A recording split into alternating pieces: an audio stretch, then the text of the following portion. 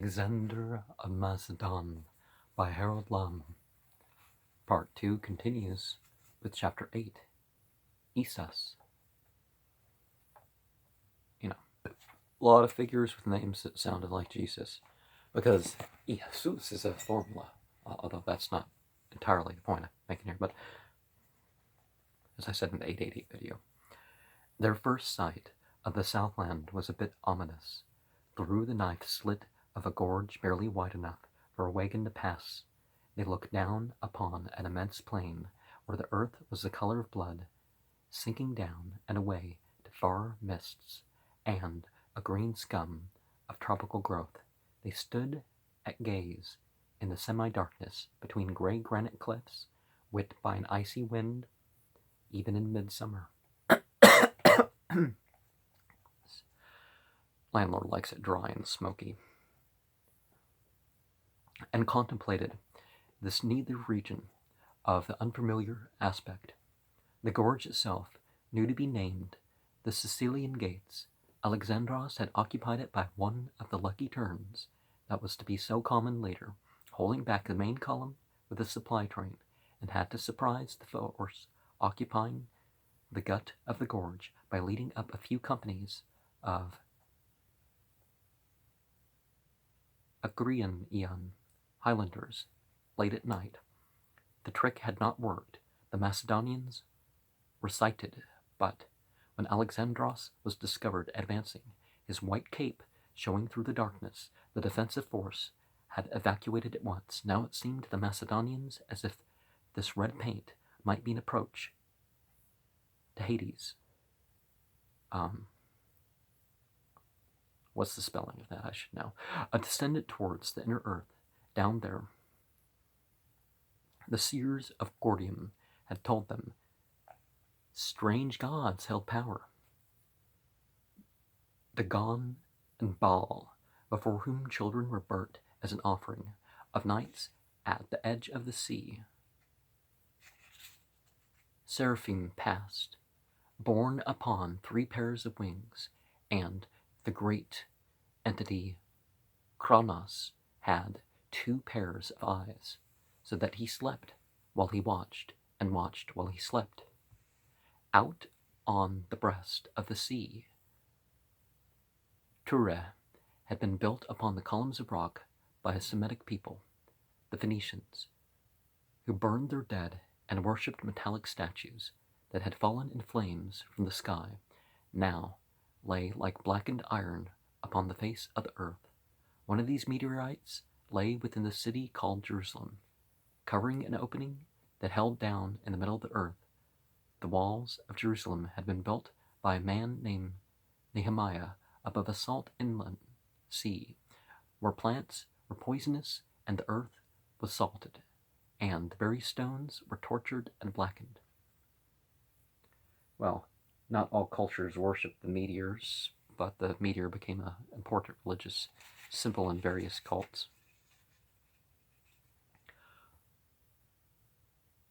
Moreover, the Macedonians descended from the sky in red plain. The heat of the sun increased markedly, bathing them in sweat. They sighted a yellow rock upon which an inscription had been carved in wedge-shaped marks instead of writing. The officers were not willing to pass until the strange writing had been read to them by a scholar of the countryside who said it was Assyrian. Sardanapalus built Tarsus city in a day, but do thou, stranger, eat, drink, and lie with women, for that is best in human life. So said the inscription. On the top of it stood the figure of a man in strange kingly robes, with his hands pressed together as if praying. The Macedonians, who relished both a jest and a philosophy, laughed and debated whether it was best to do as Sardanapalus had said, or as he had done. When the army passed through the Sicilian gates and entered the zone of unseen enemies, a change of mood took place. Alexandros seemed to be anxious, while Parmenio suffered from nerves. They moved warily, weighing all the information that came in. During the last winter, they had arranged a very useful intelligence service. The records here mentioned spies as well as scouts. How this secret intelligence was formed is not clear. Perhaps traders, pilgrims, and seamen went in advance, leaving information at the villages along the roads for the army to pick up after them. Then again, the Macedonians kept up the continuous observation as they advanced. Observations of the familiar constellations of the stars at night, surveys of the distances marched, investigations by the physicians of new diseases. Both Alexandros and Ptolemy tried to keep up day-to-day journals of such findings. Regularly, they sent home collections for Aristotle's laboratories, new plants, shellfish, animal skins, insect life, and birds. By interrogating the inhabitants as they advanced, they gained some ideas of what lay ahead of the roads. Food stocks and peoples, by sending a flying column ahead of the Macedonians, reached Tarsus on the river Cutnus before the enemy could either defend or demolish it. There Alexandros was laid up for weeks by fever brought on by his own carelessness. They had raced through the hot malarial valley, and Alexandros had stripped and plunged and sweating into the river, fed by the melting snows of the mountains. He was seized with cramps and reckoned by a stubborn fever, and the officers feared he had been poisoned. Then he indulged in one of the dramatic byplays that set all the camps talking. When the physicians with him failed to check his fever, he called in a certain Philip of Arcania, who prescribed a strong purge. At the same time, a courier brought in a secret dispatch from Parmenio, warning Alexandros not to trust the same Philip, who was supposed to be an assassin in the pay of the great king. Alexandros, so the story is told, read the dispatch and said nothing. When Philip brought in the medicine prepared in a goblet, Alexandros took Parmenio's message from under his pillow, handing it to the physician as he took the goblet. While Philip read the warning that the Macedonian drank the medicine, those in the tent reported that neither man seemed disturbed as they looked at each other. "If you follow my directions," the physician said, handing back the letter, "you will get well. Otherwise, I can't answer for the result." The purge prostrated the weakened Alexandros, but he kept Philip at a distance. He kept Philip in attendance. At that time, he placed full trust in those around him.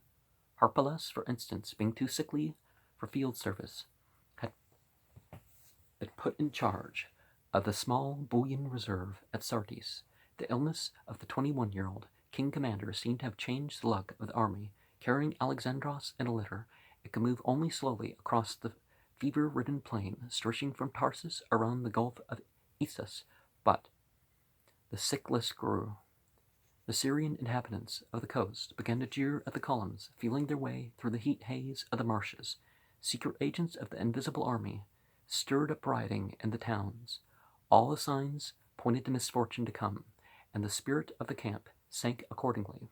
The anxious Parmenio took the strongest units up into the hills bordering the sea without finding a trace of the field army of the Asiatics, which he knew to be within 2 days' march of him. Alexandros had tried to shake the army out of its moodiness, seizing on the excuses of favorable news from the north. But Ptolemy had come in to report the surrender of the enemy garrisons at Halicarnassus. He declared a field day, paraded all forces to music, allowing them to hold games followed by a torch rally race and a feast at night.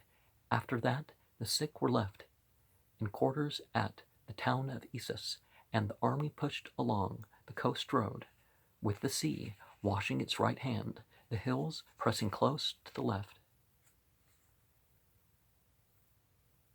And, as if in evidence of the power of hostile entities, rain deluged the marching men for a day and night. When the skies cleared, incredible news came in. The evasive army of Asia had materialized at last behind the Macedonians. It had encircled them and reached the coast, cut the road back, and massacred their sick at Issus. The Macedonian officers could not believe the news. They sent back some companions in a fast 30-oared galley to observe what might actually be in the valley of Issus, and the galley came back with white foam flying, and definite report that the enemy was massing around Issus, filling the coast between hills and seas. They were cut off. Certain of that, Alexandros held a quick conference of commanders and went out to the regimental officers to announce the news. His own nerves on edge, he talked volubly. He talked too much, but he convinced them, if he did not convince himself, that this near disaster was their great opportunity. You have never been beaten. You will not be beaten now, he argued, laughed, and praised. The strength of his purpose went out from him into them with almost physical force. Instead of a cavalry division, the Asiatic governors who were at Granicus, you will meet here the full army array of the Persians and the Medes, and the great king. You will have luck, because they cannot make use of their numbers on this narrow front, while you can make use of your striking force. You don't have to worry about the flanks. The sea and the mountains will take care of them. He reminded the barbaric Thracians and Agrianans of their individual exploits, pointed out that the Macedonian Greeks were free men going against the mercenaries, Greeks also, of an emperor. And in his anxiety, he made a promise: go through with this conflict, and you will find your long labor at the end. After this, your only task will be to occupy the lands of Asia. Then he had supper served to the men. As soon as it was dark, he about-faced the column and started back without trying to reform on that narrow roadway. About midnight, they reached the narrow pass that opened out into the great bay of Issus, and here halted the column and let the men sleep a few hours. With the first light, they advanced again, opening out as the hills began to fade away from the shore. They were going into their fixed battle formation against, as they soon discovered, 3 or 4 times their own strength. To understand what happened then, so unexpectedly, at Issus, it is necessary to understand that these Macedonians were following out a fixed plan of action. The Macedonian army could do that because it had been seasoned by a generation of campaigning. Moreover, each unit had been recruited from one segment of the people. The Agrianian Highlanders made up the best skirmishing regiment, and so forth. Each unit knew its place, its task to perform, and had gone through with it several times before. The whole made up something strangely modern, an experienced fighting team. Sorry if my reading gets choppy. I hurt bad enough that I can't hold this thing quite much. I'm not being allowed to sleep, but half of what I should be. Ancient battles before then had consisted usually of 2 masses of fighting men which pushed at each other until something gave way, or, as Antigonus had said, until one side became more afraid than the other and ran away. Such a disciplined mass had been shaped into the hedgehog-like phalanx to give it power. In it, the Spartans had prevailed over others because they excelled as individual fighters, and because they could not be stopped unless they were killed. But a phalanx became useless when it was broken into, and Epaminondas, the Theban, had devised a way to break up the enemy formation by making the extreme right of his own line heavier and more powerful than his adversaries. For a time, this Theban thrust by the right had prevailed on fields of battle. Philip of Macedon had studied the Thebans and improved upon them. The best infantry phalanx could only attack at a walk and push with his massed spears. Philip had devised a way to use horsemen for the breakthrough. He had horsemen, and he armed them heavily, and either he or his commanders worked out a way to conceal this flying wedge of horsemen until it broke loose behind the enemy lines and broke up all resistance. This was the secret maneuver of the Macedonian army, which had given it victory until now. Alexandros had done no more than lead the spearhead of attack through an opening prepared for him, and Parmenio was justified in saying that the Macedonians need fear no other army in an orthodox battle. The maneuver was worked out in this way. As seen by an enemy's eye, only weak units were visible on the extreme left of the Macedonians, only some archers and skirmishers. These served as a screen for the brilliant and fast Thessalian horse. Under Philip's tactics, this Macedonian left wing might be put on any kind of an act, but was only supposed to hold its ground to protect that side of the phalanx. The phalanx was the core and center of the Macedonian formation, with the Greek hoplites nearest the Thessalian cavalry with their countrymen. Well, you see cavalry mentioned more in these parts, which is something different. Their countrymen, tough Macedonian peasantry, formed the bulk of the peasantry, the spearmen.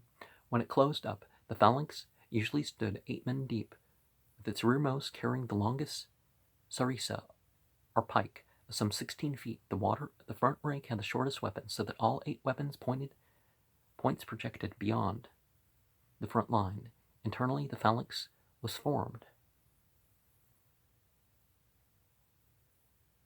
of a taxis, or regiments of 1,536 men, also made up of units down to the stikos, or squad, of 8 men, a double file in the close order.